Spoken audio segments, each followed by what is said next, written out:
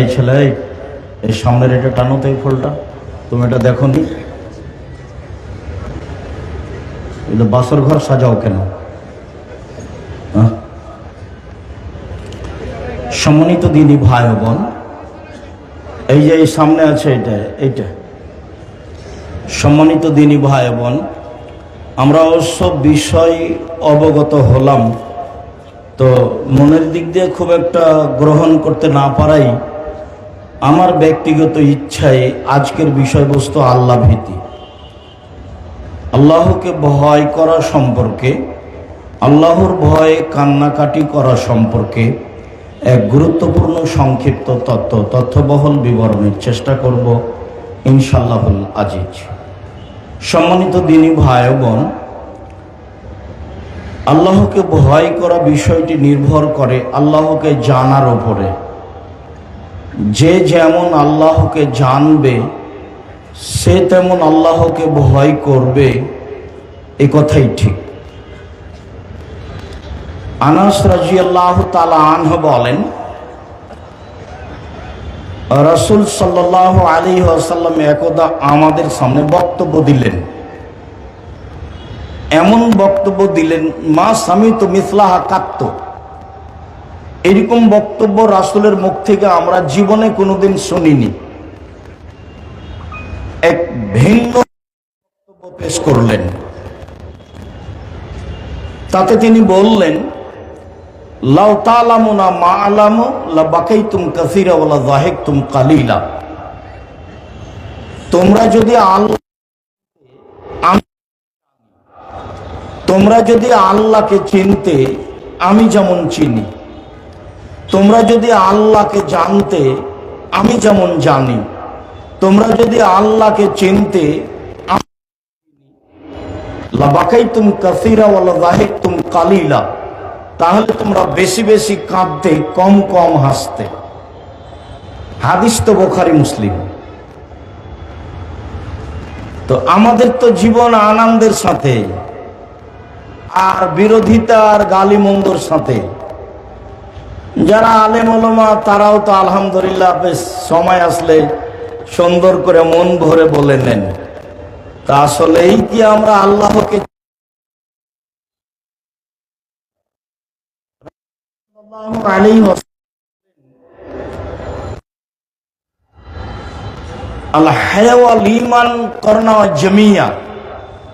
লজ্জা এবং ঈমান একসাথে আছে, একসাথে লেগে থাকে। ঈমান এদার একটা উঠিয়ে দেওয়া হলে, একটা চলে গেলে আর একটা এমনিতেই চলে যায়। লজ্জা যখন থাকে না, ঈমান যখন থাকে না, লজ্জা। তো ঈমান কি? আল্লাহ তাআলা বলেন, ওয়াল আসর, কালের কসম, ইন্নাল ইনসানা লাফি খুসর, নিশ্চয় মানুষ ক্ষতির মধ্যে। তা আল্লাহ বললেন কালের কসম, নিশ্চয় মানুষ ক্ষতির মধ্যে। কালের কসম করেই বললেন মানুষ ক্ষতির মধ্যে। কালের কসম মানে তোমার বয়সটা ঠিক এইভাবে পার হচ্ছে, কাল যেমন পার হয়ে চলে যাচ্ছে। এই কথাটাকে আল্লাহ রাসূল বলছেন, আদ-দুনিয়া মুদবিরাতুন ওয়াল আখিরাতু মুকবিলাতুন।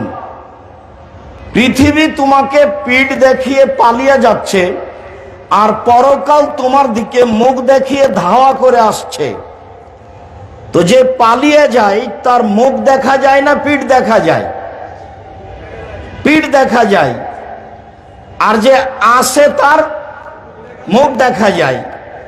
আল্লাহ রাসূল বলছেন, আদ-দুনিয়া মুদবিরাতুন, পৃথিবী আপনাকে পিঠ দেখিয়ে, পিছন দেখিয়ে পালিয়ে যাচ্ছে। ওয়াল আখিরাতু মুকবিলাতুন, আর পরকাল তোমার দিকে ধাওয়া করে আসছে। কালের কসম, কত জোরে যাচ্ছে, কত জোরে আসছে। আমাকে পিছন দেখিয়ে পালিয়ে যাচ্ছে, কত জোরে যাচ্ছে। পরকাল আসছে, ও কত জোরে আসছে? তো সূর্যের আলো যত জোরে আসে তত জোরে আসছে। ইল্লাল্লাযীনা আমানু, তবে যারা ঈমান এনেছে। ঈমান এনেছে মানে আল্লাহকে বিশ্বাস করেছে, মানে আল্লাহকে চিনেছে, জেনেছে। ওয়ামিলুস সালিহাত, আর সৎ আমল করেছে। সব আমল সৎ নয়। কেউ মাজারে 10 টাকা দিল, সেটাও আমল। কেউ মসজিদে,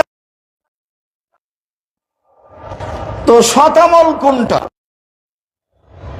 যদি আল্লাহ তাআলা বলতেন যে ঈমান আনলো আর আমল করলো, তাহলে কথা শেষ ছিল। কিন্তু বললেন যে ঈমান আনলো এবং সৎ আমল করলো। আমল ওই সময় সৎ যখন আমল রাসূল সাল্লাল্লাহু আলাইহি সাল্লামের নিয়মের সাথে মিল খাবে। পাগড়ি যত বড়ই হোক, জুব্বা যত বড়ই হোক, আলখাল্লা যত বড়ই হোক, ক্ষমতা যতই থাক, দাপট যতই থাক, আমল যদি রাসূলের নিয়মের সাথে মিল না খায়, তাহলে সে আমল বাতিল হবেই। এটা কাউকে বলা লাগবে না। ওয়ামিলুস সালিহাত, শতামল করলো।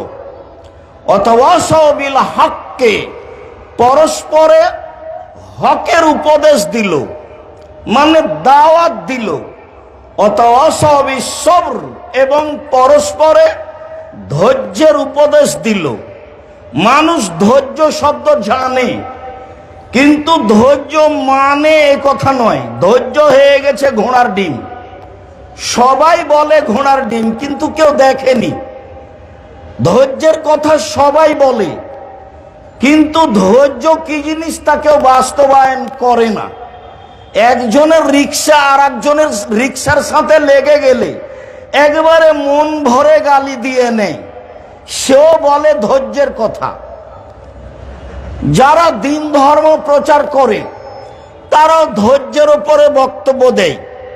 তারপরে সুযোগ আসলে ঠিকই যা মনে চাই বলে নেই।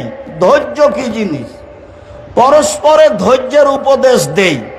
সবটাই যখন আল্লাহকে জেনে হবে তখন সহজ হবে। কেননা তখন সে কাঁদতে শিখবে, বুঝতে শিখবে। আল্লাহ তাআলা বলেন, ওয়াখিরুনা লিল আযকানি ইয়াবকুনা ওয়া ইয়াজিদুহুম খুশুয়া। পৃথিবীর বহু মানুষ আল্লাহর ভয়ে কেঁদে মাটিতে লুটিয়ে পড়ে, আর তার কান্নার শব্দ যখন কানে যায় তখন তার ভয় ভীতি, আল্লাহ ভীতি আরো বেশি হয়ে যায়। পৃথিবীর বহু মানুষ কান্নাকাটি করছে, করে মাটিতে লুটিয়ে পড়ে। আমি আর আপনি কান্নাকাটি করি না, এর অর্থ এই নয় যে কেউ কাঁদে না, এটা নয়। পৃথিবীর বহু মানুষ আল্লাহর ভয়ে কেঁদে মাটিতে লুটিয়ে পড়ে, এবং তার কান্নার শব্দ যখন তার কানে যায় তখন তার ভয় ভীতি আরো বেশি হয়ে যায়।